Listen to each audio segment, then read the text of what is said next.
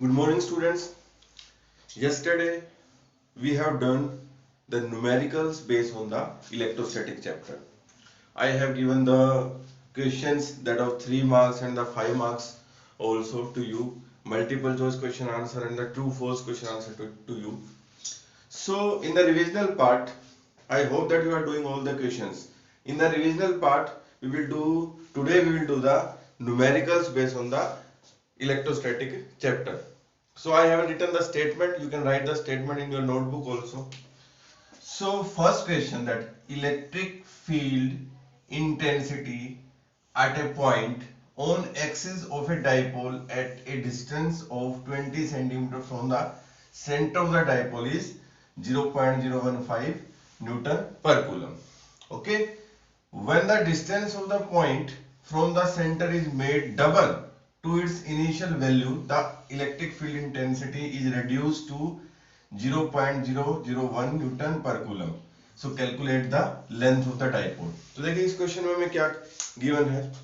हमें गिवन है कि एक आपकी इलेक्ट्रिक फील्ड इंटेंसिटी है जो डाइपोल के 20 सेंटीमीटर डिस्टेंस पर आपको गिवन है. यानी डाइपोल से 20 सेंटीमीटर डिस्टेंस पर आपको इलेक्ट्रिक फील्ड इंटेंसिटी की वैल्यू गिवन है. अब हम क्या करते हैं, उस डिस्टेंस को डबल कर देते हैं तो डेफिनेटली इलेक्ट्रिक फील्ड इंटेंसिटी की वैल्यू कम होगी, क्योंकि E is inversely proportional to 1/r². तो अब उसने क्या किया, when the distance of the point from the center is made double to its initial value, then the electric field intensity is reduced to 0.001 Newton पर coulomb. मतलब उसने distance को double किया तो इंटेंसिटी क्या हो गई आपकी, रेड्यूस हो गई. तो हमें क्या करना है, सिंपल सा है, हमें डाइपोल की लेंथ को मेजर करना है. यानी 2a, डाइपोल की लेंथ कितनी होती है आपकी, 2a. अब मैंने बताया था ये आपका डाइपोल है, ये आपका सेंटर होगा O, यहां माइनस क्यू होगा, यहां प्लस क्यू होगा, और इस सेंटर यहां का डिस्टेंस अगर इसको A मानते हैं, इसको B मानते हैं, तो ये A होगा और ये डिस्टेंस भी आपका A होगा. अब पॉइंट यहां पर है एक्सिस पर, इसका मतलब ये डिस्टेंस कितना है आपका R. तो ये R आपका दिया है कितना, 20 सेंटीमीटर. और E की वैल्यू जो इससे E की वैल्यू आती है वो भी आपकी क्या है, गिवन है. तो सबसे पहले गिवन चीज लिख लीजिए, R1 बोल देता हूं पहले. ये कितना है आपका 20 सेंटीमीटर, इसका मतलब कितना होगा 0.2 मीटर. और दूसरा क्या गिवन है आपको, E की वैल्यू, तो उसको मैं E1 बोल देता हूं. E1 आपकी गिवन कितनी है, 0.015 न्यूटन पर कूलम. देखिए इस न्यूमेरिकल में हम दो इक्वेशन बनाएंगे, एक E1 ये गिवन है और एक E2 ये गिवन है. E1 E2 के फॉर्मूले के हिसाब से दो इक्वेशन बनाएंगे, दोनों को डिवाइड करके हम किसकी वैल्यू निकाल देंगे, A की वैल्यू निकाल देंगे. तो ये आपका R1 डिस्टेंस है. अब E1 का फॉर्मूला क्या है, 1/4π∼0 r², ये आपका एक्सिस पर. अब एक्सिस पर आपका फॉर्मूला क्या है, ये तो सिंपल E का फॉर्मूला 1/4π∼0 r². सिंपल फॉर्मूला किसका है, E का. बट हमें किस पे दिया है, एक्सिस पर. अब एक्सिस पे फॉर्मूला में पता है, तो E का फॉर्मूला आएगा E1, वो आएगा आपका 1/4π∼0, ये तो कांस्टेंट है, 2πr upon r² minus a² की स्क्वायर. ये आपका फॉर्मूला आएगा. वैल्यू रख दीजिए. E1 की वैल्यू कितनी है, 0.015, और 1/4π∼0 को एज इट इज रखिए, क्योंकि बाद में ये कैंसिल हो जाएगा. 2p, r कितना है आपका 0.2, और आपका r यहां पे 0.2 का स्क्वायर है माइनस a². ये तो हमें फाइंड आउट ही करना है, इसका स्क्वायर. इसको नंबर इक्वेशन 1 बोल दीजिए. तो ये आपका फर्स्ट इक्वेशन हो गई. अब आपकी जो सेकंड इक्वेशन है वो आप किससे आएगी, when the distance of the point from the centre is made double two it's initial value. अब डिस्टेंस को डबल कर दिया, मतलब 20 सेंटीमीटर को क्या कर दिया आपने, 40 सेंटीमीटर कर दिया. तो R2 कितना बन गया आपका 40 सेंटीमीटर, तो ये कितना हो गया आपका 0.4 मीटर. और आपकी E2 गिवन है, ये रिड्यूस हो गई क्योंकि कम ही होगी, अगर डिस्टेंस बढ़ाएंगे तो ये कितना होगा 0.001 न्यूटन पर कूलम. अब इससे भी हम सेकंड इक्वेशन बना देते हैं इसी तरीके से. E2 की वैल्यू एज इट इज लिख लेंगे 1 बाय फॉर्मूले में 4 पाई 2pr divide by r square minus a square का स्क्वायर।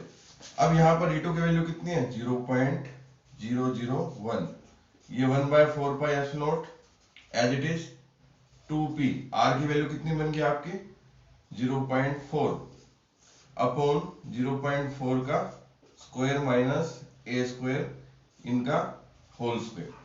तो ये आपकी सेकंड इक्वेशन बन गई। अब आप क्या करेंगे, ऑपरेशन लगाएंगे divide first by second. First equation को आप सेकंड इक्वेशन से क्या कर देंगे डिवाइड, तो जो लेफ्ट हैंड साइड है वो लेफ्ट हैंड से डिवाइड होगी, राइट हैंड साइड आपकी राइट हैंड साइड से।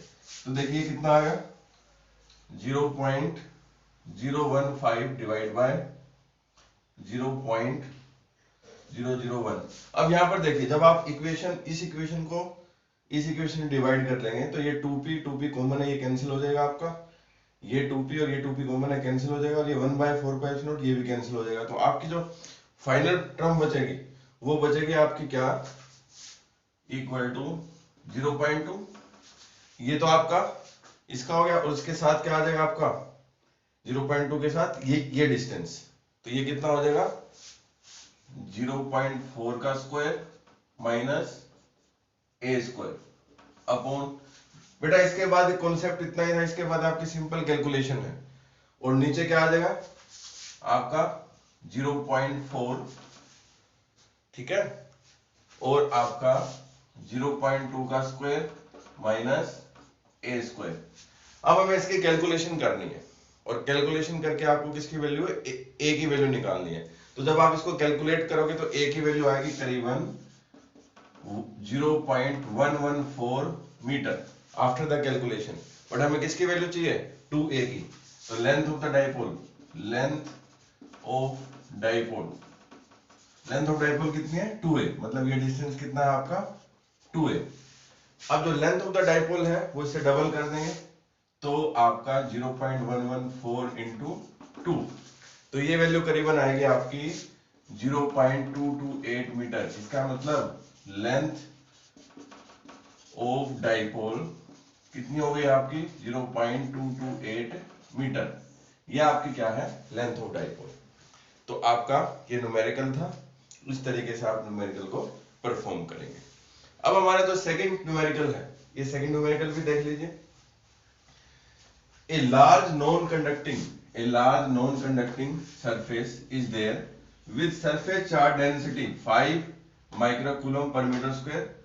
Okay, it means surface charge density is given. How much force it apply on a point charge of 2 microcoulomb when placed at a distance of 2 centimeter from the surface. देखिए अब इस question को हम करने से पहले सबसे पहले हमें ये पता होना चाहिए कि क्वेश्चन में फॉर्मूला क्या अप्लाई करता हूं। तो मैं इस पार्ट को रफ कर देता हूं, आपने एक पार्ट कर लिया होगा। तो आपको फॉर्मूले में सबसे इंपॉर्टेंट है कि फॉर्मूला आपको कौन सा इसमें अप्लाई करना है। देखिए a large non conducting surface, आपका एक नॉन कंडक्टिंग सरफेस है जिसमें सिग्मा की वैल्यू दी है, सरफेस चार्ज डेंसिटी की वैल्यू, और फोर्स निकालना आपको पॉइंट चार्ज पे। तो देखिए फोर्स का फॉर्मूला आपका क्या है Q इंटू ई। अब Q तो आपको गिवन है, कितना है Q आपका, Q है आपका 2 माइक्रोकूलम, यानी 2 माइक्रोकूलम, इसका मतलब कितना होगा 2 इंटू 10⁻⁻⁶ कूलम। बट हमें E की वैल्यू नहीं पता, इस पूरे न्यूमेरिकल में E की वैल्यू हमें नहीं दी। अब ये नॉन कंडक्टिंग सरफेस है, तो नॉन कंडक्टिंग सरफेस में E क्या होगा आपका सिग्मा बाय 2ε, और सिग्मा की वैल्यू में कितनी गिवन है 5 माइक्रोकूलम पर मीटर स्क्वायर। तो इसको आप SI में चेंज कर लीजिए, 5 into 10⁻⁻⁶ coulomb per metre square. और एप्सिलॉन की वैल्यू हमें पता है कितनी होती है 8.854 इंटू 10⁻12, इसकी यूनिट भी आएंगे इसके साथ। अब आप ये वैल्यू पुट कर दीजिए, तो E की वैल्यू कितनी आ गई आपकी, सिग्मा कितना है 5 इंटू 10⁻⁻⁶, और आपका 2 एज इट इज, एप्सिलॉन की वैल्यू कितनी है 8.854 इंटू 10⁻12। अब हम E की वैल्यू कैलकुलेट करेंगे, तो after the calculation the value of E comes to be 2.82